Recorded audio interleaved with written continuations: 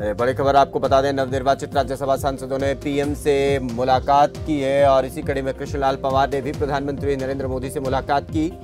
और मुलाकात के बाद खबर फास्ट पर कृष्णलाल पंवार बोले। खबर फास्ट के साथ इस खास बातचीत में उन्होंने कहा कि सभी सांसदों ने पीएम और जेपी नड्डा को अपना परिचय दिया। इस फाइल का मुद्दा राज्यसभा में उठाया जाएगा, इस बात का जिक्र भी कृष्णलाल पंवार ने कहा। इसके अलावा अग्निवीरों को प्राथमिकता के आधार पर नौकरी मिलेगी, इस बात को भी फिर से दोहराया गया। हरियाणा से राज्यसभा के नवनिर्वाचित सांसद कृष्णलाल पंवार जी हमारे साथ बात करने के लिए मौजूद है। सर, आज आपकी प्रधानमंत्री नरेंद्र मोदी से मुलाकात हुई। राज्यसभा सांसद बनने के बाद ये पहली मुलाकात थी, क्या कुछ हुआ? इसमें आज देश के प्रधानमंत्री नरेंद्र मोदी जी ने देश भर से आए राज्यसभा और लोकसभा के जो साथी चुनाव जीते हैं उन सबको कर्सी के हिसाब से चाय पान पर बुलाया था और उस कर्सी मीटिंग में सभी ग्रुप की फोटोग्राफी भी हुई और सबकी इंट्रोडक्शन भी हुई। तो जितने भी साथी आए थे सब ने अपने अपने परिचय सबके सामने प्रधानमंत्री और जेपी नड्डा जी मौजूद थे उनके सामने रखा। सर, राज्यसभा के पटल से हरियाणा के कौन कौन से मुद्दे आप सामने रखेंगे? हरियाणा प्रदेश में किसी प्रकार की ऐसी कोई दिक्कत नहीं है कि आज प्रदेश में कोई विकास की दृष्टि से कोई ऐसा कोई मुद्दा है, कोई मुद्दा नहीं है। केवल एक हमारा जो राइट है SYL है, उसके बारे में हम राज्यसभा में और जिस स्थल पर भी हम उसकी कोशिश करेंगे, पैरवाई करेंगे, निश्चित तौर पर करेंगे, क्योंकि पंजाब सरकार द्वारा हरियाणा प्रदेश में जो एक हमारी जीवन रेखा है उसका पानी हरियाणा प्रदेश को मिलना चाहिए। लेकिन समय समय पर हमारे माननीय मनोहर लाल जी ने हरियाणा विधानसभा में सर्वसम्मति से रेजोल्यूशन पास करके केंद्र सरकार को भेजा, लेकिन पंजाब की सरकार ने उस प्रस्ताव को रद्द करने के लिए विधानसभा सत्र बुला करके उसको रद्द करने का काम किया है।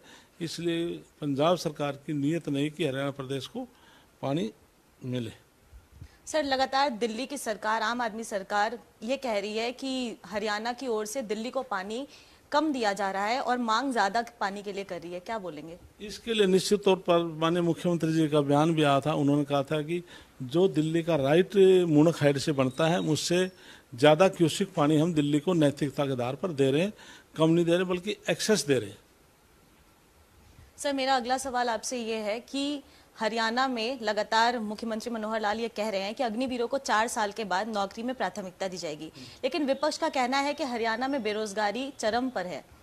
इसके लिए देश के जो प्रधानमंत्री नरेंद्र मोदी जी ने, अमित शाह जी ने, राजनाथ सिंह जी ने जो एक फैसला लिया है ये बहुत अच्छा लिया है, क्योंकि आप 54 ऐसे देश हैं जिसमें हर परिवार का सदस्य एक बार ट्रेनिंग लेता मिलिट्री की कि समय पर जरूरत पड़े तो देश की रक्षा के लिए युवा पीढ़ी आगे आए।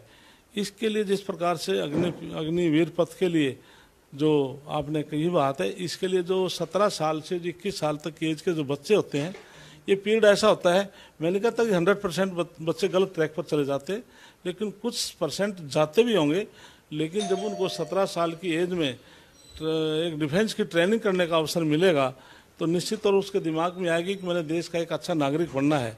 लेकिन केंद्र सरकार ने उन युवाओं को एक गारंटी दी है कि 4 साल के बाद उनको लगभग 30,000 को सैलरी मिलेगी स्टार्टिंग में और 12 लाख रुपये उनको दिए जाएंगे।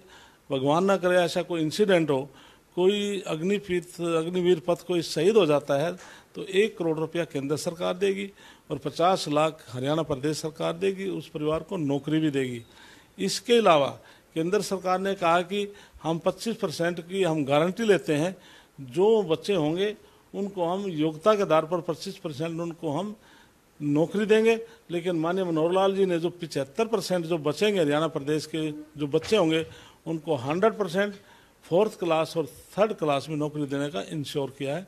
इसलिए आज युवाओं ने हमारे लाखों फार्म अप्लाई कर चुके हैं हरियाणा प्रदेश में, उनको पता है कि भारतीय जनता पार्टी मनोहर लाल की सरकार में हमारे हित सुरक्षित है।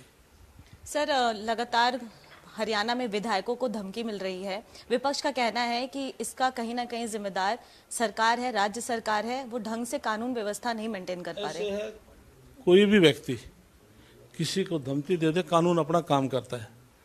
आम आदमी, विधायक सब समान है। देश का प्रधानमंत्री अपने को एक कार्यकर्ता कहता है, मुख्यमंत्री अपना कार्यकर्ता कहता है। आम कार्यकर्ता प्रधानमंत्री और मुख्यमंत्री प्रोटोकॉल है, लेकिन कोई व्यक्ति इस प्रकार का कोई धमकी देता है तो कानून अपना काम करेगा। निश्चित तौर पर कितना बड़ी व्यक्ति क्यों ना हो, उसके खिलाफ कार्रवाई होगी। सर, कयास लगाया जा रहा है कि कुलदीप बिश्नोई जल्द ही कांग्रेस का दामन छोड़कर या तो आम आदमी पार्टी या तो बीजेपी का दामन पकड़ सकते हैं। क्या बीजेपी उनको वेलकम करने के लिए तैयार है? राज्यसभा के चुनाव में उसने खुद बयान दिया था, भाई अपने मानसिकता के आधार पर आप समय को देखते हुए आप वोट करें। इसलिए उन्होंने कार्तिक के शर्मा के पक्ष में वोट भी किया। और भारतीय जनता पार्टी माननीय मनोहर लाल जी ने भी कहा है और प्रदेश अध्यक्ष ओम प्रकाश ने भी कहा है कि भारतीय जनता पार्टी में एक आस्था वो रखते हैं। यदि वो आएंगे तो निश्चित तौर पर उनका स्वागत है। तो ये थे हमारे साथ बात करने के लिए कृष्णलाल पंवार जी, जिन्होंने खबर फास्ट के साथ एक्सक्लूसिव बातचीत की और कहा कि अगर कुलदीप बिश्नोई बीजेपी में आते हैं तो उनका स्वागत है। नई दिल्ली से कैमरा पर्सन जीतू के साथ प्रियंका राय, खबर फास्ट।